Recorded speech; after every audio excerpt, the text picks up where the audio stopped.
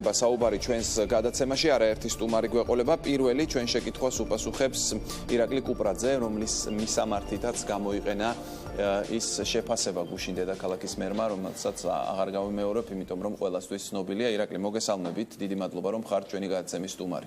მოგესალმებით, მადლობა მოწვევაში. ირაკლი, დედაქალაქის მერმა მოიხადა ბოდიში, მან საზოგადოებას მოუხადა ბოდიში. თქვენ პირადად როგორ აღიქვით ეს ყველაფერი, ეს ბოდიში? პირველ რიგში სანამ ბოდიშზე გადავიდოდე, მინდა უმნიშვნელოვანეს რამ აღვნიშნო, როგორ მიმდინარეობდა შეხვედრა, წინასწარ როგორ გაუქმეს საშვები რამდენიმე მოძრაობის და არასამთავრობო ორგანიზაციის წარმომადგენლებს, რეალურად ეს არ იყო მოქალაქეებსა და მერიას შორის შეხვედრა, ეს იყო გამიზნულად პიარისთვის, პიარ ღონისძიებისთვის მოყვანილ ადამიანებთან, ექსპერტებთან შეხვედრა, იმ ექსპერტებთან, რომელიც ყველა ხელისუფლებასთან უცხედან მოლაპარაკების მაგიდას და რეალურად აქებენ ყოველთვის ძველ ხელისუფლებას და ადიდებენ ყოველთვის ახალ ხელისუფლებას. ასეთ ღონისძიებაში ჩვენ მონაწილეობას არ მივიღებდით და ეს შეთანხმებულიც არ ყოფილა. მათ შორის მედიის დასწრება სავალდებულო იყო შეხვედრაზე, თუმცა 15 წუთიანი დასაწყისში მონოლოგის შემდეგ თბილისის მერმა განაცხადა, რომ მედიის წარმომადგენლებს უნდა დაეტოვებინათ დარბაზი, რაზეც მკაცრი და ძიმე წინააღმდეგობა გავწიეთ და გავიტანეთ ჩვენი მედიის წარმომადგენლები დარჩნენ დარბაზში.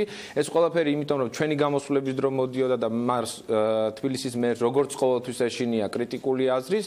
ამ ღონისძიებაზე სადაც 40-მდე დამსწრე იყო, მხოლოდ 3 კრიტიკულად განწყობილი პირი იყო. ეს იყო მწვანე მუშტის, პარტიზანული მებაღეობისა და მწვანე ალტერნატივის წარმომადგენლობა.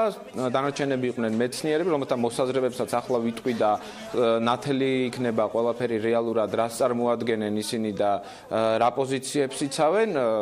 ასევე მინდა ხაზი გაუსვა აუცილებლად იმას, რომ მე ვარ მწვანე მუშტის წარმომადგენელი, რომელიც არ არის არასამთავრობო ორგანიზაცია, არის არაფორმალური გაერთიანება, სტუდენტური მოძრაობა რეალურად.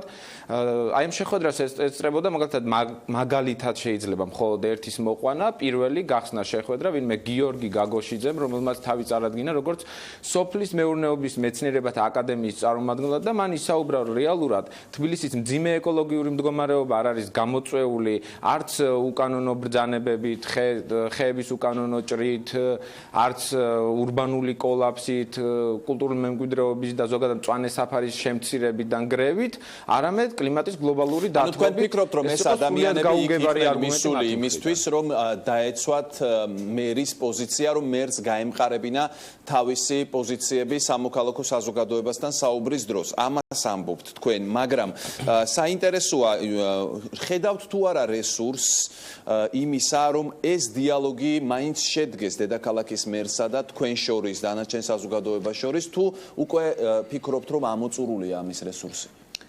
კონსტრუქციული საუბრის და დიალოგის რესურსი სრულიად ამოწურულია. ამაზე მხოლოდ საუბარი შეიძლება მას შემდეგ, თუ თბილისის მერი მიიღებს გადაწყვეტილებას, რომ გადააყენოს კონკრეტული სამსახურის ხელმძღვანელები თანამდებობიდან. წინააღმდეგ შემთხვევაში ყველაფერი მიდის იქამდე, რომ არის გამიზნული, მიზანმიმართული პიარ ღონისძიებები წინასაარჩევნო დრაშის მონაწილეობას აქტივისტები, რომლებიც წლების განმავლობაში მათ შორის წინა ხელისუფლების პირობებშიც ვიბრძოდით მწვანე საფარის და ეკოლოგიური მდგომარეობის კულტურული მემკვიდრეობის დასაცავად. ბრძოლაში არ შევწყვეტ და პროტესტი აუცილებლად გაგრძელდება, ბევრად უფრო რადიკალურად.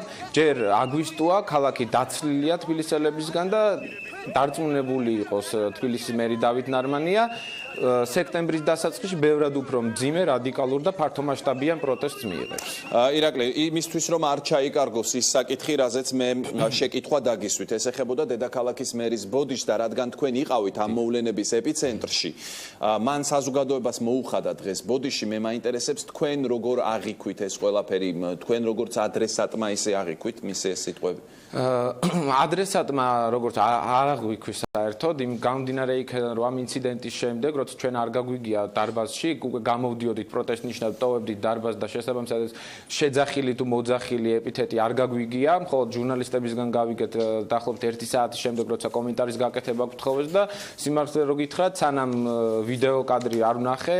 არა, მე კითხეთ ბოდიში მიიღეთ თუ არა როგორც ერთ-ერთმა ადრესატმა. არც მომითხოვია ბოდიში, აი მაგაზე ვსაუბრობდი, რომ როცა კომენტარი გავაკეთე, მე ვთქვი, რომ პირადად ბოდიშის მოხდას არ ვითხოვ, ვინაიდან და გამომდინარე იქედან, რომ ლეგიტიმაციას არ ვანიჭებ არც დავით ნარმანიას როგორც პიროვნებას, არც მის სიტყვებს და რეალურად არც მის თანამდებობრივ მდგომარეობას, რომელიც მას დღეს უჭირავს და რომელიც ნამდვილად არ ეკუთვნის. მას შესაბამისად ვთქვი, რომ მისგან პირადად ბოდიშის მოხდას არ ვითხოვდი, თუმცა საზოგადოების მას ბოდიში აუცილებლად უნდა მოეხადა და უნდა მოეხადა არა მხოლოდ ამ უმსგავსო საქციელისთვის, არამედ იმისთვის, რომ ის არასრულებს თავის თავზე დაკისრებულ მოვალეობებს და ყოველდღიურად ასობით ხე იჩეხება დედაქალაქის სხვადასხვა წერტილში და ნადგურდება კულტურული მემკვიდრეობა და თბილისი კარგავს იმ ავთენტურ სახეს, რაც მას გააჩნია. თქვენს Facebook სტატუსს ასრულებთ ასე, რომ ჩემს მეგობრებთან ერთად სკამიანად, ყველა мотиваციას მომცემს ეს ყველაფერი, რომ ჩემს მეგობრებთან ერთად სკამიანად გამოგიტანო კაბინეტიდან და ქალაქის კეთილდღეობისთვის საქმის კეთება გაიძულო. აი, თავად ეს ფორმა გასაგებია დედაქალაქის მერის ნათქვამი სიტყვები, თავად ეს ფორმა რამდენად უწყობს ამ კონსტრუქციულ დიალოგს ხელს თქვენი აზრით? კონსტრუქციული დიალოგი არ არსებობს.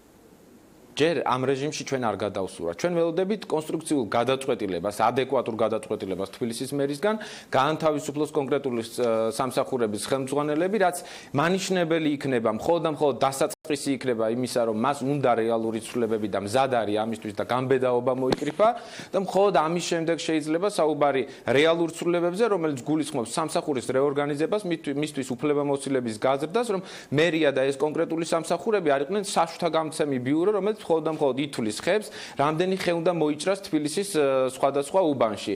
ეს არ არის ეკოლოგიისა და გამწვანების სამსახურის რეალური ვალდებულება და მოქმედების სფერო. ეს უნდა იყოს ბევრად ფართო, ისინი უნდა იკვლევდნენ ამ ყველაფერს და კვლევის გარეშე და ექსპერტული საექსპერტო მუშაობის გარეშე მსგავსი დეპარტამენტების და სამსახურების მუშაობა არის ყოველგვარ აზრს მოკლებული. გასაგებია, დიდი მადლობა გადაცემაში სტუმრობისთვის.